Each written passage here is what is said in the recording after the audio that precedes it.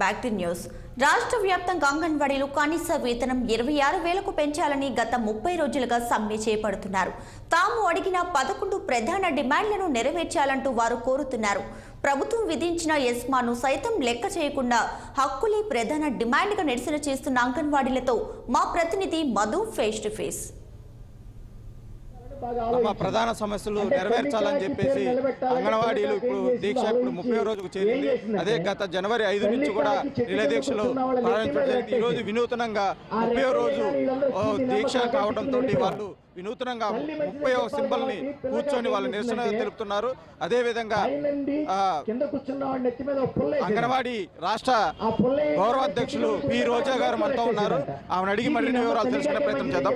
Madam చెప్పండి, అంటే వినూతనంగా రోజుకు ఒక రీతిలో ఒక ఉద్యమం అనేది నడుపుతున్నారు. అంటే ప్రభుత్వం ఇంకా మీకు సమస్యలు ఇంకా డిమాండ్ ఎందుకు నేర్చుకుంటుంది? నేటికి 30 రోజులు పూర్తి చేసుకోబోతున్నాము, కానీ ప్రభుత్వం నుండి మాత్రం ఏ రకమైన స్పందన రావట్లేదు. కనీస వేతనాలు ఇవ్వాలి, గ్రాట్యుటీ చెల్లించాలి అనేటటువంటి ప్రధానమైన డిమాండ్స్ని పరిష్కరించడంలో ఈ ప్రభుత్వం మొండి వైఖరి వ్యవహరిస్తుంది.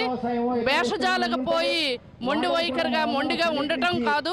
ఇవాళ 1,00,000 మందికి పైగా మహిళలు రోడ్డును పడి, పండగ లేదు పబ్బము లేదు, అందరూ కలిసి రోడ్డును పడి ఉన్నటువంటి పరిస్థితుల్లో ఇవాళ మహిళల కోసం మేము ఎంతో చేస్తున్నాము, అక్క చెల్లెళ్ళ కోసం ఎంతో చేస్తున్నాం. అటువంటి మన ముఖ్యమంత్రి గారు కానీ ప్రభుత్వం కానీ ఆ రకమైన స్పందన కనిపించడం లేదు. వెంటనే ప్రభుత్వం స్పందించాలి, మా న్యాయమైన డిమాండ్స్ని పరిష్కారం చేయాలి. అప్పటి వరకు మా సమ్మెని యథావిధిగా కొనసాగిస్తాము, మరింత ఉధృతం చేస్తామనేసి కూడా తెలియజేస్తున్నాం. ప్రభుత్వం ఇవాళ రేపట్లో మా సమస్యలను పరిష్కరించకపోతే మేము పండగ లేదు పబ్బం లేదు, భోగి రోజు కూడా ఇక్కడే మేము భోగి మంటలు వేస్తాం, పండగ రోజు కూడా ఇక్కడే పండగ చేసుకుంటాం. ఆ రకంగా మా సమ్మెను మరింత ఉధృతం చేస్తామే తప్ప వెనక్కి తగ్గేది లేదని చెప్పేసి ఈ ప్రభుత్వానికి చెప్తున్నాం. మా పోరాటం చేసే హక్కు, మా సమ్మె హక్కు ఇదేదో జగన్మోహన్ రెడ్డి గారు దయభిక్షతో ఇచ్చినటువంటిది కాదు. అనేక సంవత్సరాల క్రితం, 100 సంవత్సరాల క్రితం కార్మిక వర్గం పోరాటం చేసి సాధించుకున్నటువంటి హక్కు. ఆ హక్కును కాలు రాసి ఇవాళ నీకు నోటీసులు ఇస్తాం, అవి ఇస్తాం, ఇవి ఇస్తామని బెదిరింపులకు పాల్పడితే మేము కూడా బెదిరిస్తున్నాం. ఈరోజు అంగన్వాడీల పైన ఎస్మా ప్రయోగిస్తే మీకు మిమ్మల్ని ఇంటిదారి పట్టించడం తప్ప మరొక మార్గం మాకు లేదు. అది కూడా ప్రభుత్వం గమనించాలని చెప్పేసి కోరుతున్నాం.